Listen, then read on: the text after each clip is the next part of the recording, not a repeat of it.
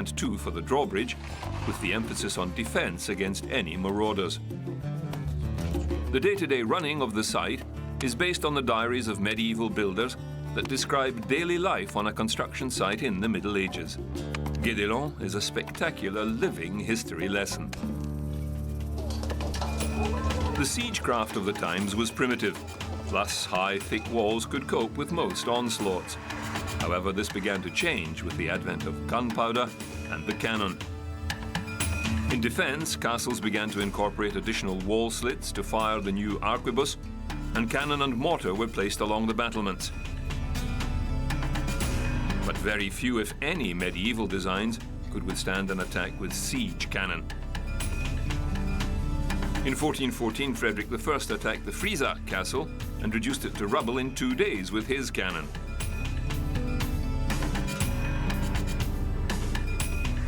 In 1415, Henry V's siege of Harfleur was completed with the use of prolonged cannon fire.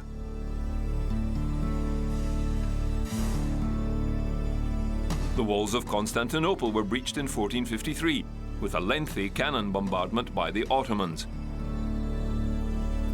In 1523, Nanstein Castle was ruined in 1 day of cannon fire by Philip of Hesse. The list goes on.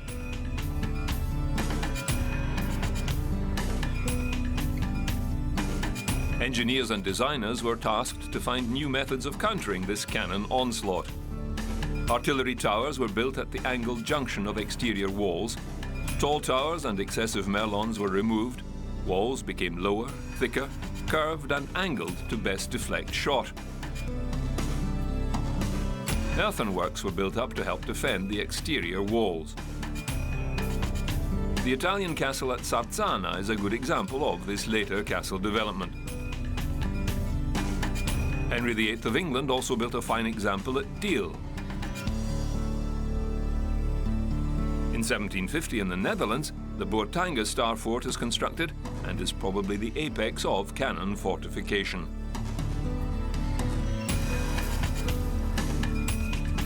This design was defense in depth.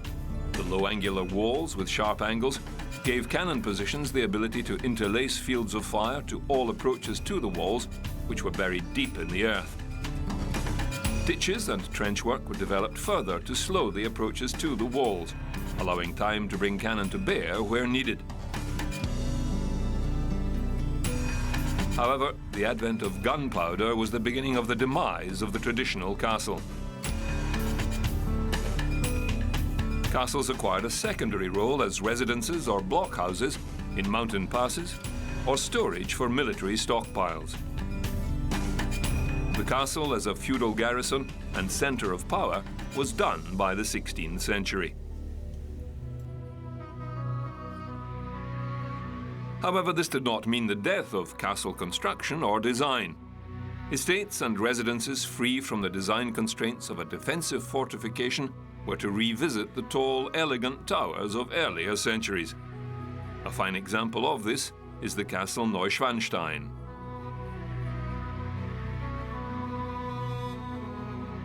However, the castle as a bastion of power still existed in the New World, where the superior military and technological forces of the European powers maintained a lead over the indigenous peoples of America.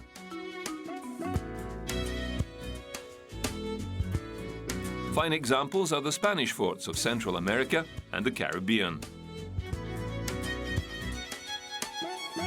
Castillo de San Marcos in Florida was built in 1672 to replace smaller timber fortifications defending the city of St. Augustine. It is a masonry star fort layout designed for cannon defense. It is low and much is below ground level. It saw use through several wars and changed hands many times. The timber palisades and forts erected by American colonial and later military forces in their expansion across North America and Canada served the same basic principle as the feudal castles of Europe: to dominate a landscape and project their power over a region. It is only because the indigenous Indians lacked the firepower, i.e. siege cannon, to fight this intrusion that they succeeded. A Case in point to the reverse was the events of the American stand at the Alamo against Mexican cannonade.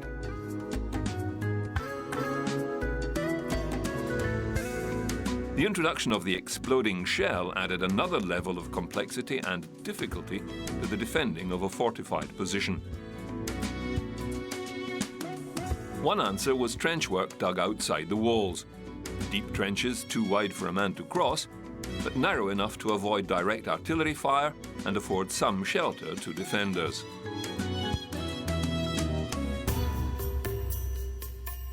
Modern artillery reshaped the battlefields of Europe. Firepower outweighed mobility. Fortification had nowhere to go but underground.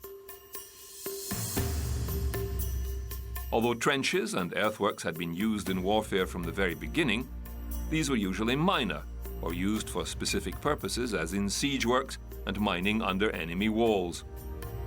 It was the advent of conscription that led to the creation of large armies around the time of Napoleon, which enabled forces to use extensive trenching techniques to secure large areas of territory.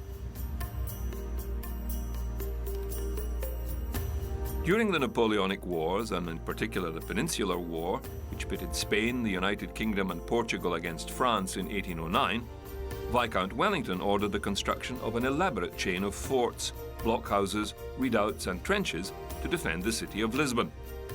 Called the lines of Torres Verdes after the region where the work was carried out, it stretched across the peninsula from the estuary of the Cisandro River to the sea. It was 3 lines in depth, with forts guarding the major roads. A total of 108 forts, 151 redoubts and detached batteries, and a total of 1,067 artillery pieces. A 4th line defended the rear of the city and was armed with 86 artillery pieces. These defences repelled several major attacks and withstood any enemy incursion. The British forces moved out in pursuit of the retreating enemy, never to return.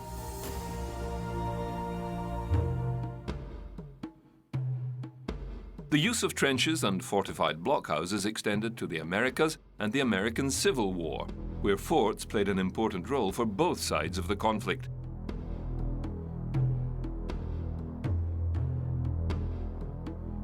After the War of 1812, coastal forts were constructed along the eastern seaboard of the United States beginning in the early 1820s.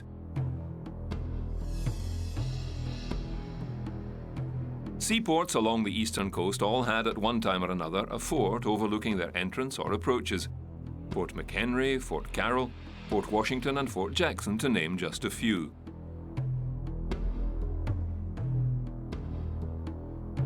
Fort Sumter defended the harbor of Charleston, South Carolina, and is best known as the location where the first shots of the American Civil War were fired. The fort itself was a 5-sided brick construction with walls 5 feet thick and standing 15 meters above the low tide mark. Built to accommodate 650 men and 135 cannon, it was never filled to capacity. The fort was heavily bombarded and changed hands after a day. It was then attacked constantly for the rest of the war, being left in ruins by the end of the conflict.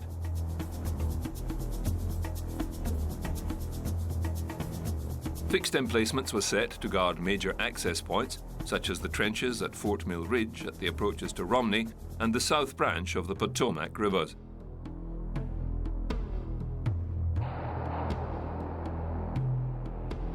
The Manassas Junction, Virginia, an example of open field works of the era.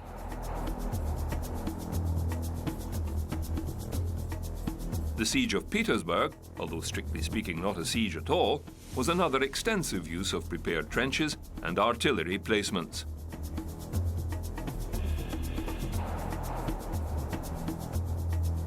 The war between Japan and Russia was to become the first modern war fought with extensive trench and fortified bunkers. The introduction of automatic weapons and accurate artillery fire helped convince combatants to dig down deep.